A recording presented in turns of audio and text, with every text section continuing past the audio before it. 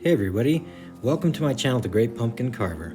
I'm Jonathan, and this is the second part to my first video tutorial where I'm going to show you the actual carving of that pumpkin that was in the first video. I'm starting with the face of this character, using the two smallest drill bits to carve into the tiny areas and keep the dividing lines between those areas as my dark lines. During this first stage of carving, I'm just lightly shaving off the thin layer of paint on the outside and all the areas that I know will need to be carved to let light through. Leave all the areas and lines that you know need to remain as your darkest black areas uncarved. Carving deeper to create your range of values from dark to light and achieve a three-dimensional effect will come later. Remember to take your time and don't rush anything, especially in areas with small details. Alright, I'm going to take a break from giving you instructions for a bit and let you see what things look like in hyperlapse speed. Ludicrous speed! Go!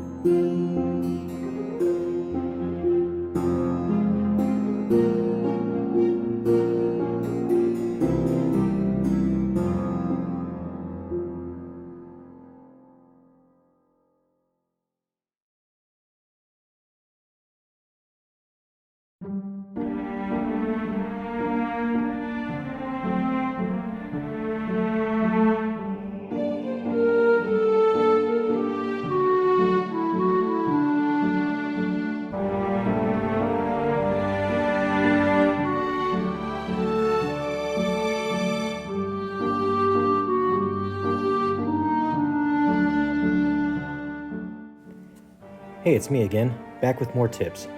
Remember to change out your drill bits as often as you need to get the right size drill bit for whatever part of the pumpkin you're carving. Any portion of your pattern that needs a lot more carved away, you're going to want to use one of the larger drill bits. It's going to make the work a lot easier and make it go quicker. And remember that unlike real pumpkins, these foam pumpkins don't have a time limit on how quickly you need to carve them. So remember to take breaks if you need them. Give your Dremel tool and your hand a rest.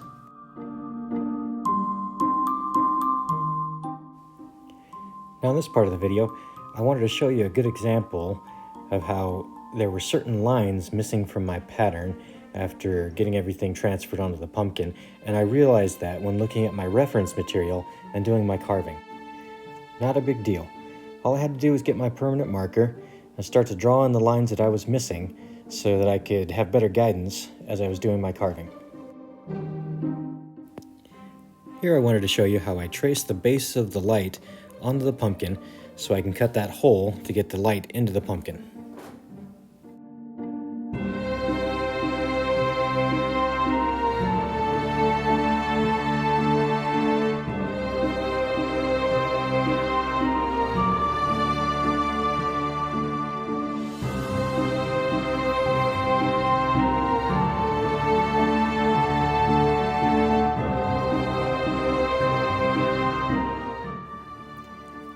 ready to shut off the lights and start carving in the dark.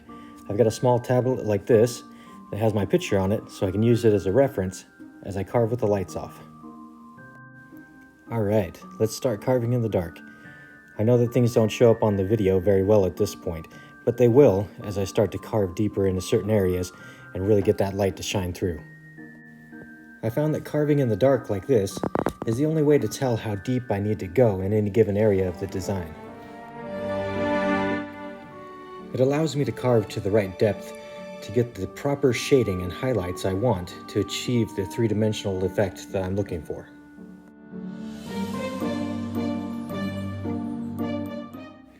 Alright, let's get back to some hyperlapse footage and speed things along. 88 miles per hour!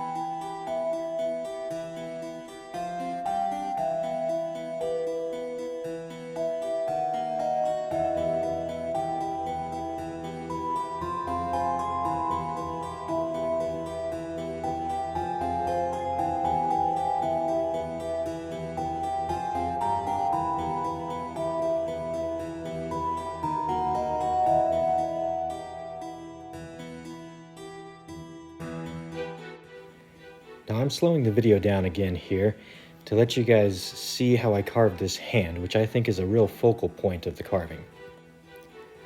Also, if there are particular things about this pumpkin carving process that I forget to explain in this video, and you guys would like me to spend more time on explaining in future videos, please leave a comment, let me know what those things are.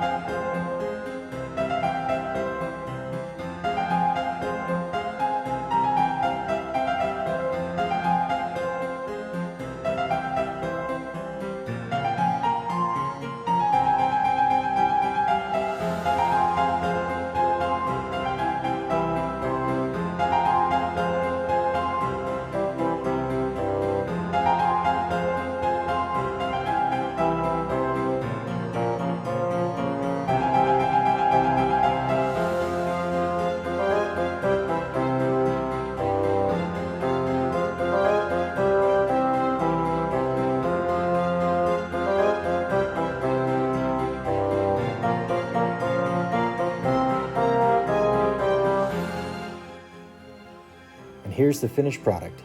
I sure hope you have all enjoyed watching this pumpkin carving take shape.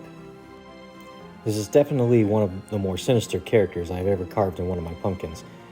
I'm curious to know how many of you actually know who this character is and which movie he comes from. If you do know, please let me know in the comments. Thank you so much for watching my video. I really hope you enjoyed it. Please don't forget to like, comment, share, and subscribe. Until next time, good luck with all your pumpkin carvings, and have a safe and happy Halloween.